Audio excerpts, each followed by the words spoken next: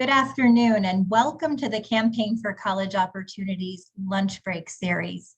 I'm Jessie Ryan, Executive Vice President at the Campaign for College Opportunity, and I'm excited to have you join us today for the third in a series of 4 summer lunch break conversations with leaders in higher education, both existing leaders and newly appointed leadership in post-secondary education across the state. Today, I am proud to welcome the recently selected president of Fresno State University, Dr. Saúl Jiménez-Sandoval. I have to tell you, Dr. Sandoval, I was so excited when I heard that we would be hosting you for this conversation. Sure. As someone who started my career in the Central Valley, seeing leaders like you assume presidencies and take our campuses to this next level of critical work is just a dream come true. So thank you for taking time to join us today. Thank you. It's my true honor to be here with you. And I'm here because of the community that brought me up, that invested in me, and that saw the potential that I could offer to the Valley as well. So very pleased to be here with you. I love it. Well, we're going to start by sharing a little bit about your background. I'm going to embarrass you with some details from your bio, which I think are really fascinating, and I'm looking forward to digging into them further. For those of you who aren't familiar with Dr. Jimenez-Sandoval, he is really reflective of the students he serves in the Central Valley. He came to the Central Valley by way of Mexico when he was 10 years old, making his home in Fowler, a small community about 15 miles south of Fresno. And I have to tell you, Dr. Jimenez-Sandoval, I had an opportunity to do community organizing work in that town and some of the surrounding areas. You began your young work years on your family farm, and from then really had an opportunity to pursue your dreams of an education. And so we're going to talk more about that. But Dr. Jimenez-Sandoval remarkably became a product of the University of California System Irvine, achieving his baccalaureate degree, his master's, and his PhD at the UC system. I am pleased to say that he is a leading expert in issues of Spanish and Portuguese poetry. So fascinating, and I can't wait to hear more about that. And I can't wait to ask you what you've got on your reading list right now. But he has more than 2 decades of experience working at Fresno State. He taught for 15 years as a faculty. He then became a dean and worked his way into the role of provost. And so when he was selected to become the new president of Fresno State University, it came on the heels of 2 decades of pouring himself into the work at that campus. He is a passionate advocate for the Central Valley and believes in the power and transformational potential of higher education, and has dedicated much of his life to ensuring that students are able to pursue their college dreams and reach their academic potential by sharing the benefits of his experiences and helping to open their eyes to new areas of academic exploration that they might not have entered otherwise. I want to just jump right into our conversation, Dr. Jimenez-Sandoval. Clearly, you have a commitment to the region. You are a product of the Valley and a Valley success story. I would like to start by asking you to share a little bit about your educational journey. What was it that brought you into this work? Thank you so much for that introduction, Jessie. I truly take it to heart and I appreciate it very much. What brought me here is the thirst and the quest for change within our community that I saw myself when I was here as a 10-year-old boy. And I really just grew up in Fowler. I grew up in Fowler, encouraged by many of my teachers to really do something with the talents that I had been given. And it was through that encouragement then that I decided to leave the region. I am the 8th of 8, and I have 5 sisters and 2 brothers. And I felt at that point in my life like I needed to grow. I needed to become myself. I needed to find out, the type of man that I was. and then return to the Valley and then give back to the Valley what the Valley gave to me. When I first went to Irvine, my idea was that I was going to get a bachelor's degree, and then I was going to return to the Valley and teach, because teaching has always been a passion of mine. At that point, though, my professors encouraged me to move on to the master's program.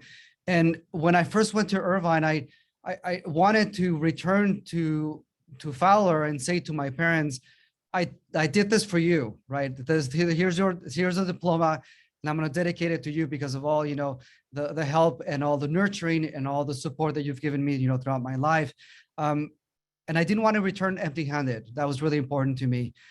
For the master's, I felt like I was going to do it for myself because I wanted to know more about my field. I wanted to learn more about the connections between, poetry and between history and between art and everything else. And for the PhD, I really thought hard about that. I thought I'm going to get the PhD and I'm going to dedicate it to the region, to the community who really saw me grow up, and to the community beautiful. Who saw, some potential in me back then, and who encouraged me to keep on studying. So this is sort of like the trajectory of the 3 levels of degrees that I have. And when I came back to the Valley, I knew that I was going to be with students with an incredible potential at the table that were going to just change the world dramatically. And I would see it each and every semester when I would teach. They would be a little bit shy, insecure about, being at Fresno State. And then pretty soon, once given the opportunity, they would just blossom into these incredibly powerful individuals that were ready to take on the world. So that, at this point, drives me still. It's that transformative power of Fresno State that really moves me to everything that I do today as president. Well, and you certainly embody the transformative power of access to a quality public education. I want to talk a bit more about your background, but I know that we have many participants who are listening in from across the state. And as they learn about you, you probably are eager to know who is joining us today and from where. And so we're going to pause for a moment to take a very quick Zoom poll where we are going to ask everyone who is listening in on this conversation with Dr. Jimenez-Sandoval to share with us 2 things: who you are and what region of the state you are joining from. So we're going to pull up that Zoom poll and take a few seconds to answer that question: who you are, higher ed advocate, faculty, staff, student, or other, and what region of the state are you joining us from? Los Angeles, the Central Valley, the Bay Area, the Inland Empire, or Sacramento?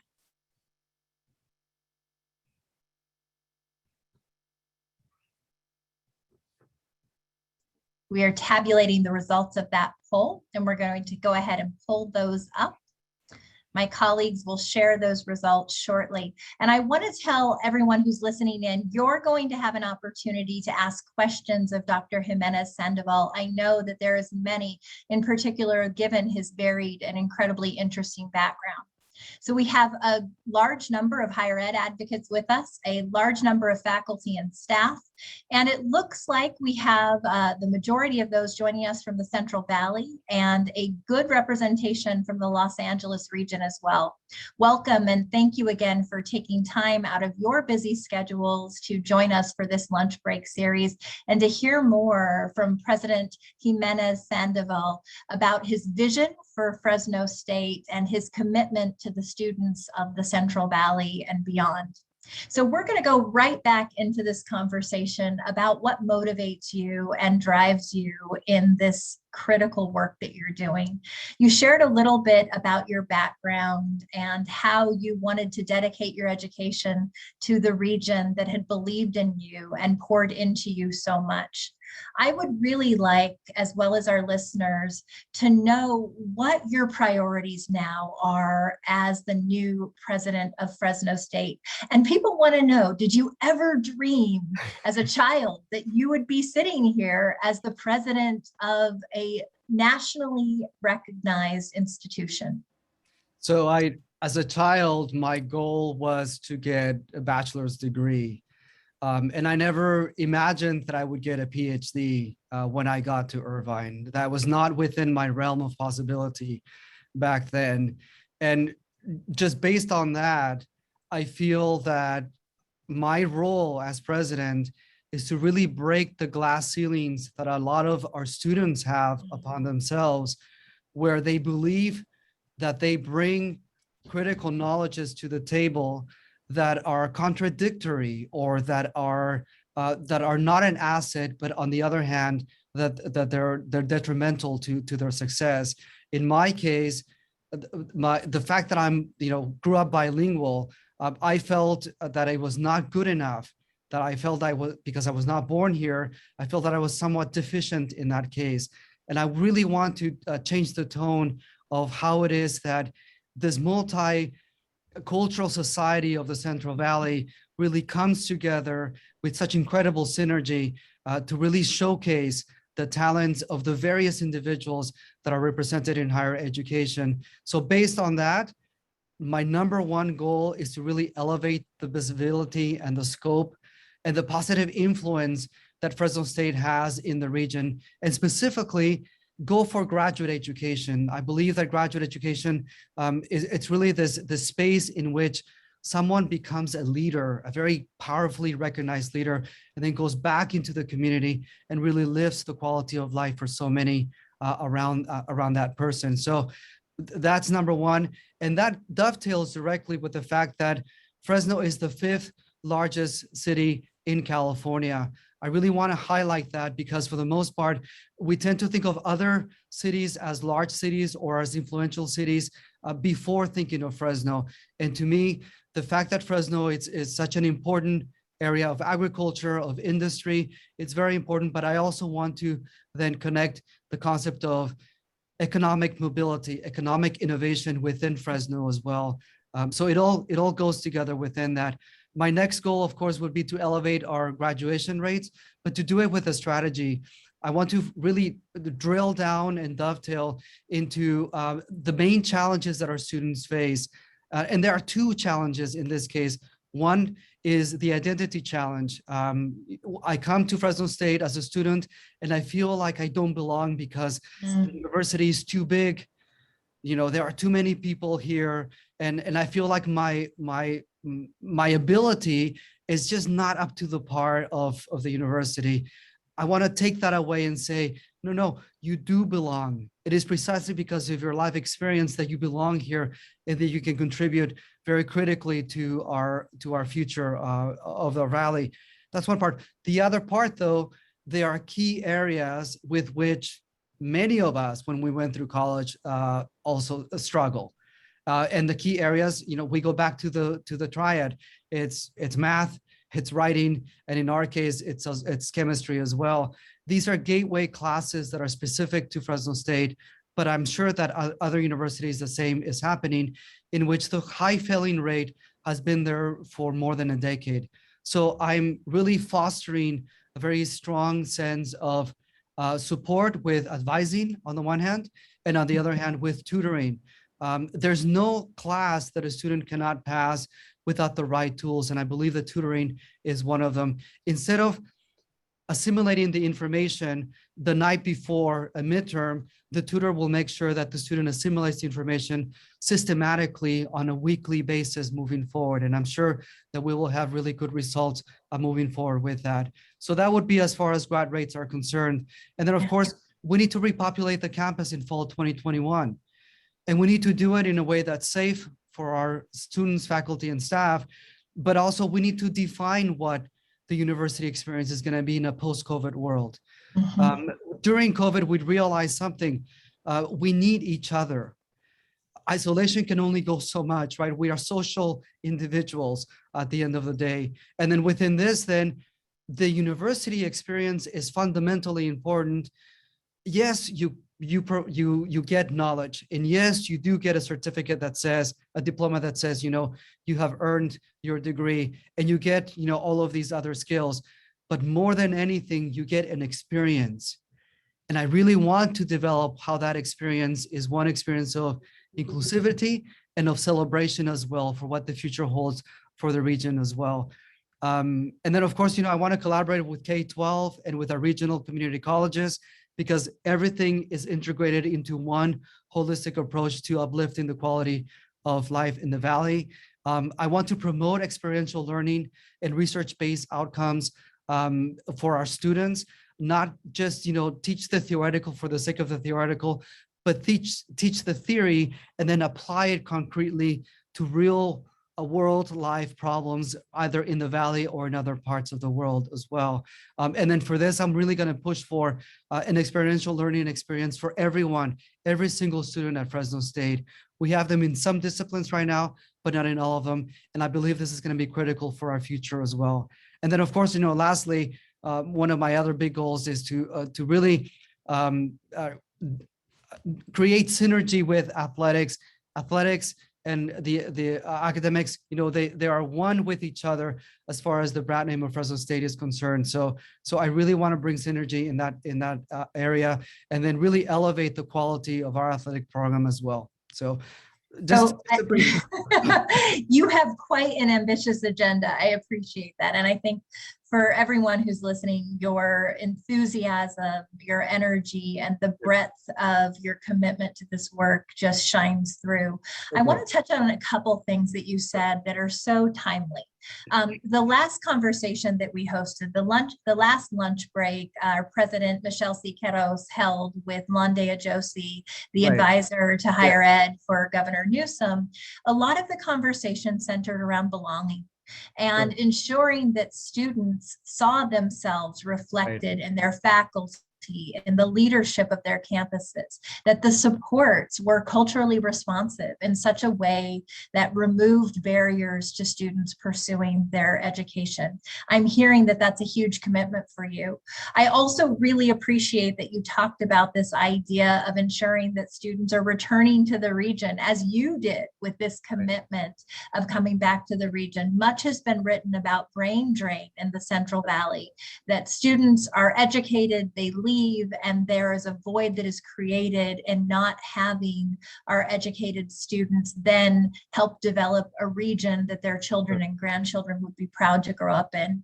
I also very much appreciated that everything you're saying is about taking deficit thinking and really refocusing it around assets, recognizing that being bilingual, that using the power of your culture to inform your educational journey and how you contribute in the workforce is an asset that we should all be embracing and supporting in our students.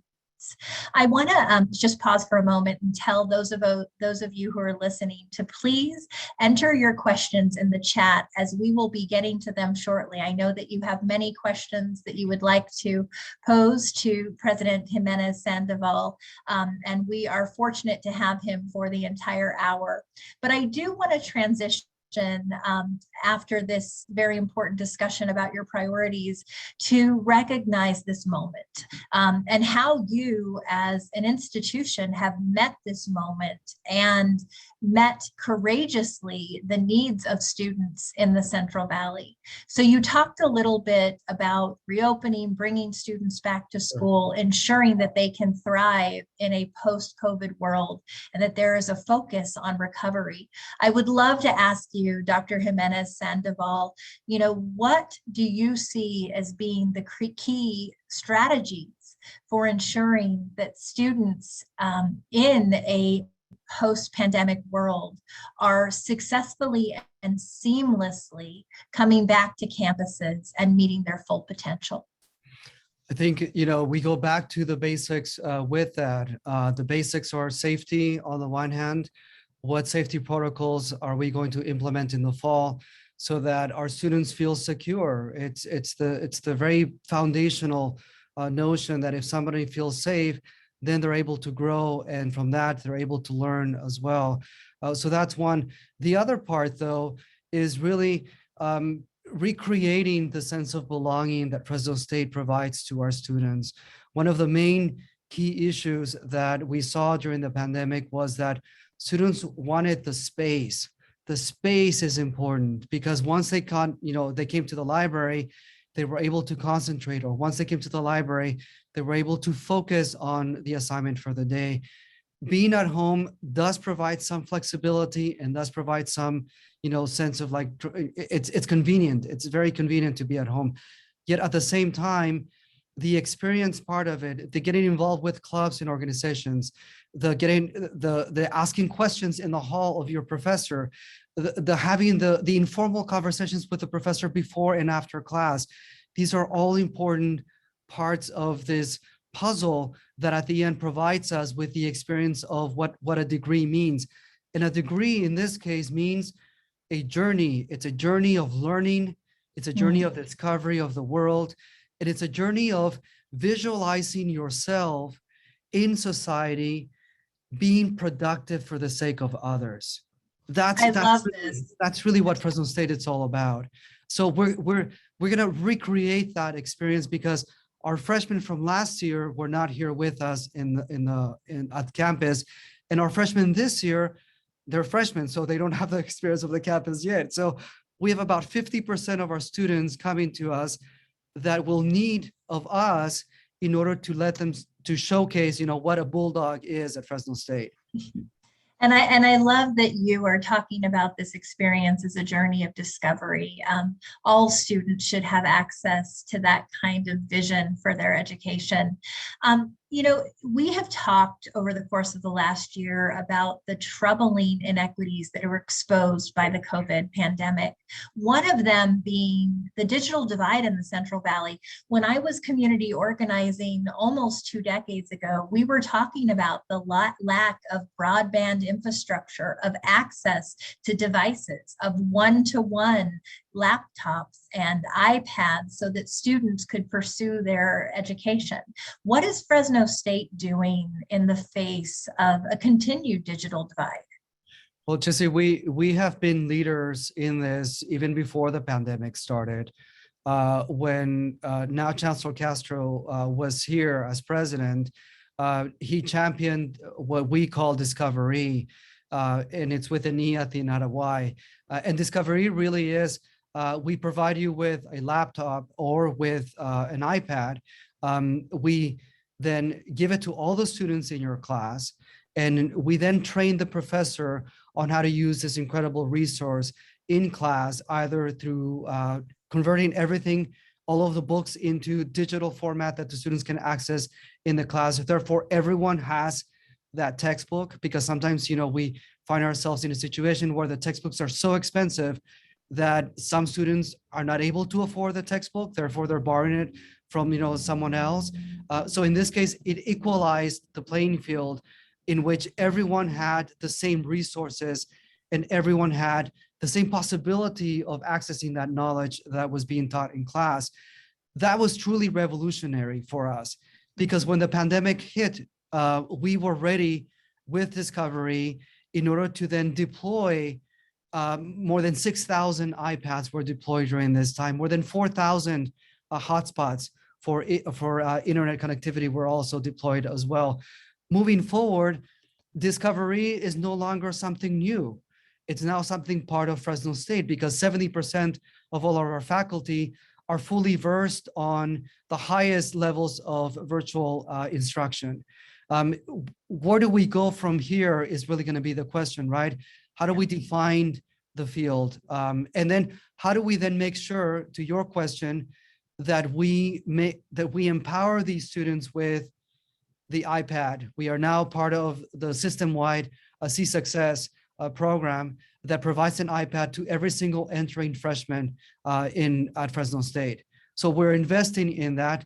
And then after that, then in 4 years, where will we be when everyone has an iPad?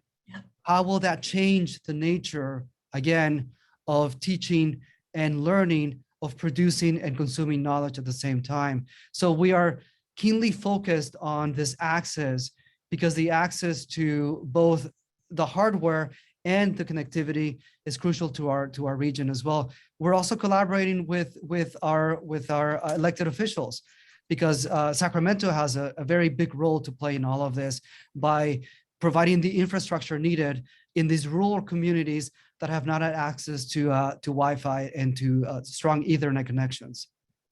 Well, thank you for leading the way. You're doing some really innovative and critical work to close the digital divide. I want to address something else that you talked about in your priorities. You know, at the Campaign for College Opportunity, we are unapologetically focused on ensuring racial equity in post-secondary education.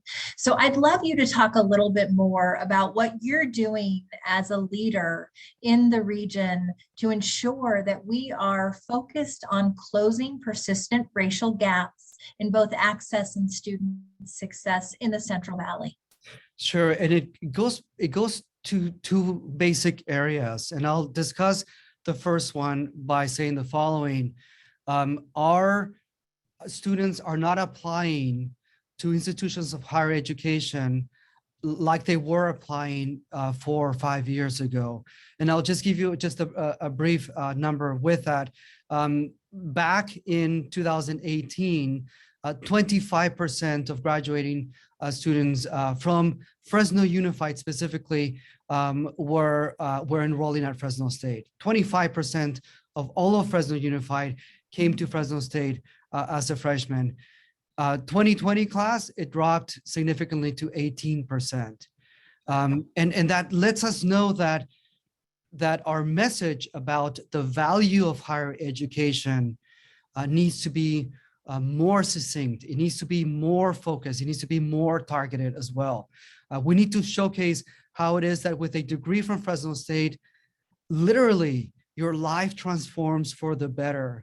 And not only does your life transforms for the better, but your family life also does it as well. And it's not just for your own immediate temporal, perspective, but once you do have children, if you have children, then these kids then will in the future say, my dad went to Fresno State, I'm going to continue with higher education as well. So it's a generational transformation that happens as well, right? Yeah. So within that, that's one part. The other part, though, is attached to the value part. When our students come to us, and I spoke about this, just briefly, they come to us and they might have gotten a B in chemistry, and now we are expecting them, to raise to the level of being fully functional in a chemistry class at the university level. Sometimes the jump is too much for them, and I acknowledge that. I fully acknowledge that. And it is these gateway classes that I spoke about at the beginning that are the key to closing the equity gaps at Fresno State. I truly, honestly believe that if a student receives an A or a B in calculus, they will have the wherewithal and the power to say, I believe in myself. And I'm going to go forth and I'm going to go to my major now. Because remember, these are GE classes. They're right before you go on to the major classes. If a student, and then if they pass calculus, the world opens up to them.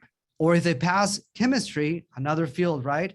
The world opens up to them, because chemistry it's not only important for the chemistry majors, but it's important for all of the same majors that are so crucial to the future of our society.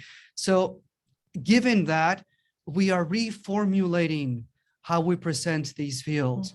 It's not taking calculus for the sake of the theoretical.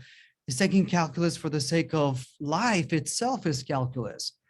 If we went through, geometry and then trigonometry, these are very controlled type of shapes. It's a square, it's a circle, et cetera, et cetera.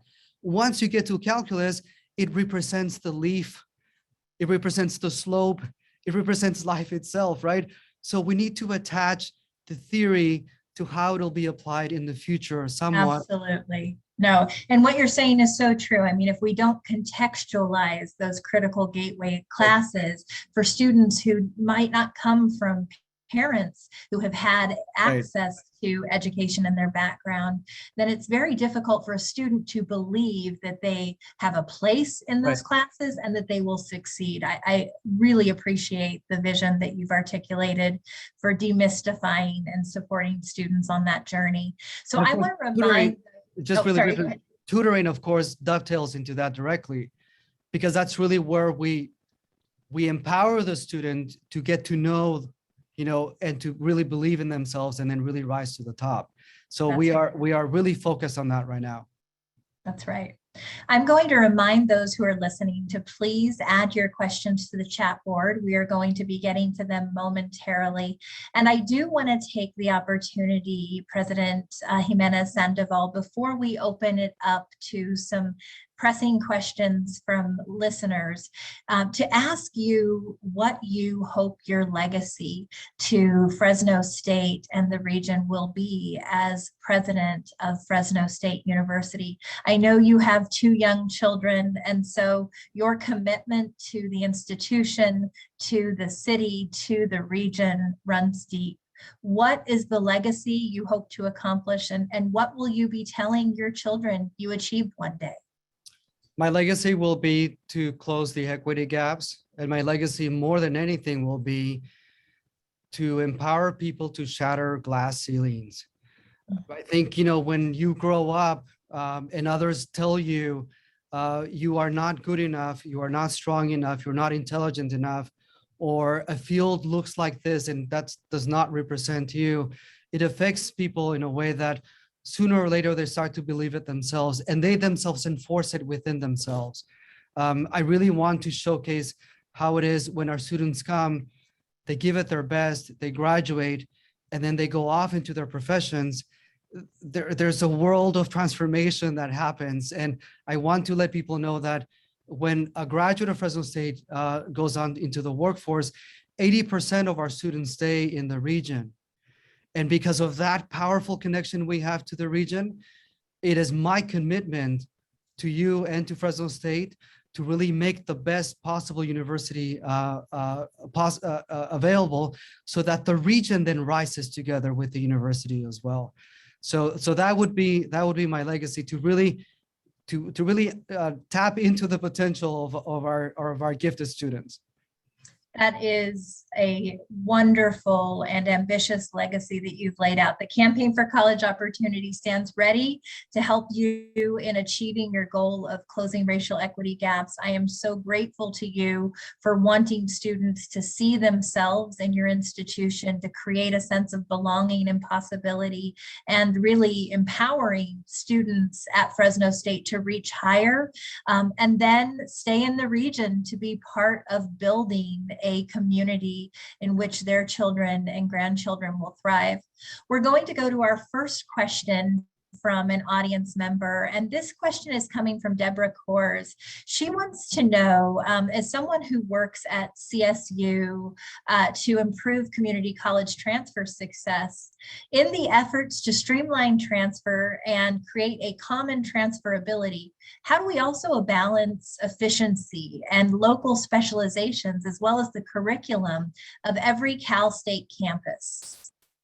That's a great question. I think it is fundamentally important to Fresno State that we have a streamlined process in which our community college graduates come to us and then get a bachelor's degree or continue on with their master's later on. Right now, what I'm seeing is different silos working within their own divisions, and then there's a tiny bit of like collaboration between the two with articulation or with other collaboration as well. But what I'm working with right now in K16, the K16 collaborative, with Dr. Golson in Fresno City College leading that, is really an MOU that establishes a very clear, concrete pathway from junior high, take these classes, to high school, take these classes. If you take these classes, you are guaranteed a spot at community college or at Fresno State in these fields very clearly. Once you are in the community college, if you are in the community college setting, what happens? You're going to be our student. There's no reason why we cannot reach out to you to encourage you to finish in a timely manner the community college AA degree, and then come to us after that. So I'm really working with a very clear pathway from the junior high school level, community college, and then Fresno State, or it could be high school to Fresno State directly in key areas that are, for the most part, a mystery to our students. Yes. These key areas, of course, are a lot of the STEM field is that. One of them is engineering. So with engineering, we really want to tell students, number one, what is engineering? What are the fields of engineering? How does an engineer work? An engineering mind works by figuring things out and doing two things. One, they reinvent. So they better, whatever is around us. And then two, they invent. And they do both things for the sake of the community as well, not for the sake of themselves. So to really hone in on the definition, the application, and then what do I need to do? I just need to take these classes, pass them successfully, and then go on to the AA or the bachelor's degree moving forward. So more synergy between the two areas, and then really empowering an image of what the community college represents. The community college is a crucial fundamental step in my mind to an opportunity, a life of opportunity. And for the most part, I think what has happened throughout, our history is that we have perceived the community college as the second, third, fourth, fifth, sixth option. I'm just going to do it just because I have nothing else to do.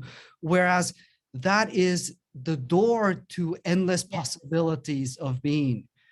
So really connect with that, and then connect Fresno State as, this institution of higher learning that can then accept and empower these individuals from the community college to move forward with their educational goals. And I very much appreciate your focus on reaching down into the elementary and junior school level to create the MOUs that demystify the process and clearly lay out what a student needs to do to graduate and enter the workforce. We were the sponsors of legislation to create an associate degree for transfer, which has really resulted in close to 300,000 students across the state receiving the degrees. Fresno State was recognized last year for your leadership in ADT admissions. That being said, we hear so often that students in high school and junior high aren't being counseled about the ADT. If we can get them on that pathway so that day one they enter a community college, they are taking fewer unnecessary classes, they are succeeding in timely transfer, and then they are completing their baccalaureate degree within 2 years after entering the Cal State as a junior. So I love the work that you're doing to create that kind of a continuum for our students.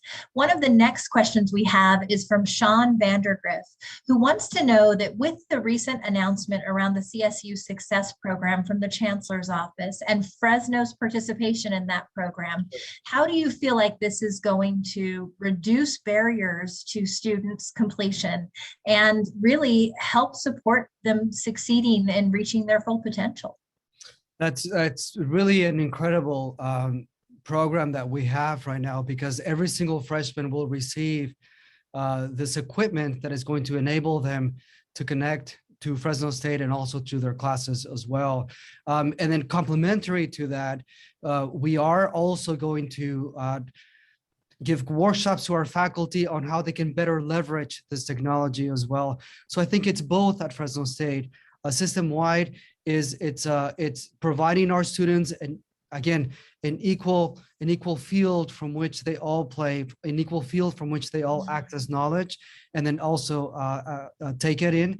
But on the other hand, right now at Fresno State, we're also dovetailing directly this idea that the professor is really important to creating a curriculum that is based on this iPad that we're going to provide to our students.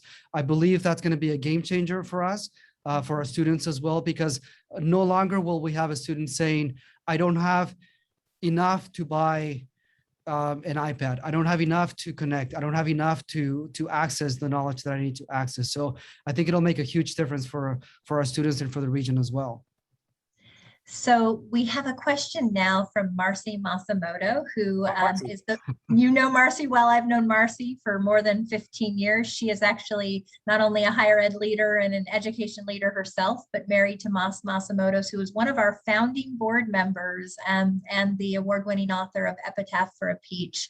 She wants to know, and I think this is such a good and insightful question, in your personal leadership practice, what rituals or routines do you turn to when you need to recharge or draw upon ancestral wisdom?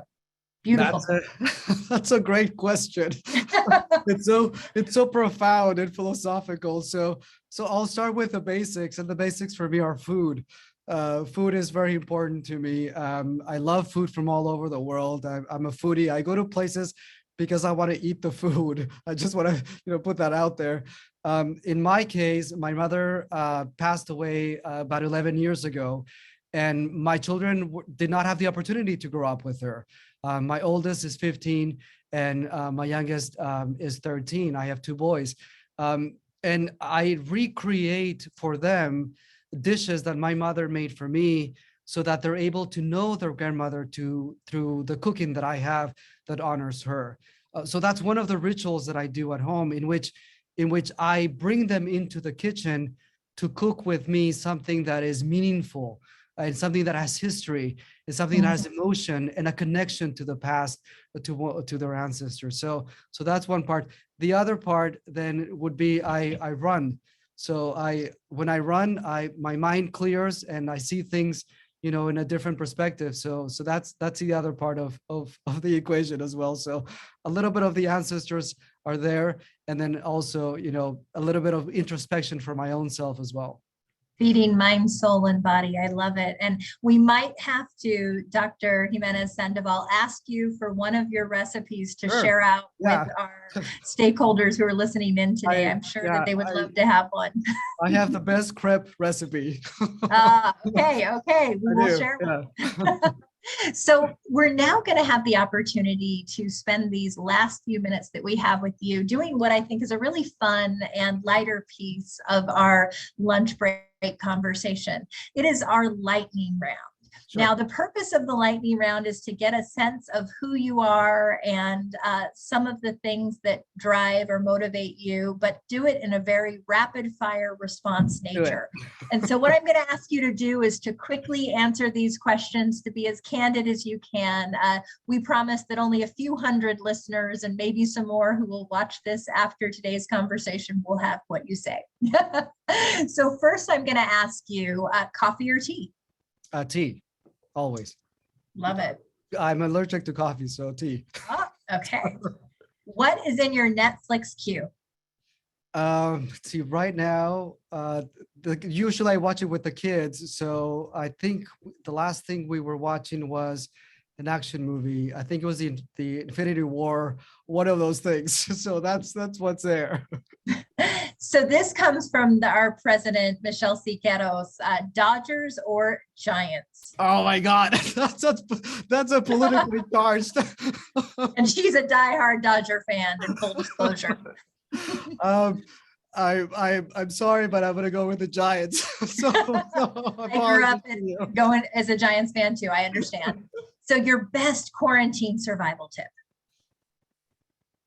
Yoga and running as well really helped me a lot with that. Oh, love it. Your favorite holiday? I would have to say Thanksgiving is my favorite holiday. Your most used emoji? Probably the thumbs up emoji. Your favorite summer vacation spot, or the place that you most hope to return when travel is lifted? That's a tough one. We love Mexico, so I would probably go with Mexico, although we had an incredible time in the Cook Islands as well, and we are wanting to go back there sometime. So they both sound divine. The last book you've read, and you can actually share a few. As someone who is an expert in both Portuguese and Spanish poetry, would love to hear, what is on your bedside table in terms of reading? I'm actually going through the inequality machine right now, which speaks about the roadblocks that are, our own institutions put for our students, and that also prevent them from graduating on a timely manner. And I've gotten a lot of really good insight from that book. I read Saramago's book on blindness. That was really insightful as well recently. And then I reread 100 Years of Solitude about One of my all-time favorites. maybe 3 weeks ago, just because I wanted to go back to something comforting. And that, for some reason, was what was called for the moment. What a wonderful reading list. And we'll put those in our chat board as well for those who would like to get those titles to read themselves in the future. And then this is a fun one. What is the most common last thought that you have at night before your head hits that pillow to go to sleep? The most common thought is, what's my early morning going to look like, and how am I going to strategically place Fresno State on the map, not just regionally, statewide, and also nationally and internationally. I'm always really driving for the betterment of our region through our university primarily. Your first thought in the morning and the last thought before you go to bed, it demonstrates your commitment to this work. So I want to share with you, Dr. Jimenez-Sandoval, that we have had several individuals commenting in the chat board about how interesting your background is, how much they appreciate your candor and insights. One individual said she loves your focus on community, family, process, student belonging. And the president of our organization, Michelle Siqueiro, said to tell you that she truly appreciates you, even if you don't agree on the Dodgers. Thank you. I want to just spend this last couple of minutes. I want to give you an opportunity to answer a final question before we close out. Dr. Jimenez-Sandoval, what is one thing that would surprise individuals about you and how you take your values into your leadership practice? I figure things out. And by that, I mean, I figure things out everywhere. If the washing machine is broken, I fixed it by replacing the pump and, tearing it all apart, going on YouTube if I have to. I fix things. I am one that does not simply say, oh, it's broken, therefore we're gonna have to replace it or get a new one or whatever else.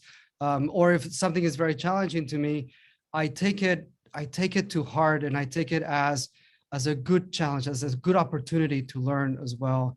The other part is that when I make a mistake, I try to embrace the mistake as much as possible in order to glean all of the wisdom from that mistake and then move forward with a new set of eyes.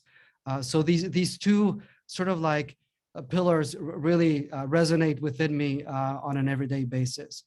I replaced all of my windows, for example, and I put double pane windows all on my own, including the wood moldings in the house. So yeah. So this tells us a lot about you, I have to say. So Dr. Saúl Jiménez-Sandoval, you are a visionary, you are an academic, but you've also shared that you are a doer, you are a problem solver, and someone who values a constant focus on learning and evolution. And you bring that to the work that you do each and every day in your role as the leader of Fresno State University. We are so grateful to have you at the helm and look forward to many years of partnership moving forward. I want to close out today's conversation by thanking our audience for joining us for this third in a 4 series of summer lunch break conversations. We will be coming back to you on August 3rd with a final conversation with the recently appointed California Student Aid Commissioner, Angel Rodriguez. Again, President Jimenez-Sandoval, we are so appreciative for you sharing your time, your insights, and the benefit of your wisdom with us this afternoon. Thanks so much, Jesse, to you and to also the people who joined us. I truly appreciated this conversation. You made it fun and engaging, and I appreciate that too. So thank you. Have a wonderful rest of your day. And please, everyone, enjoy the rest of your lunch hour.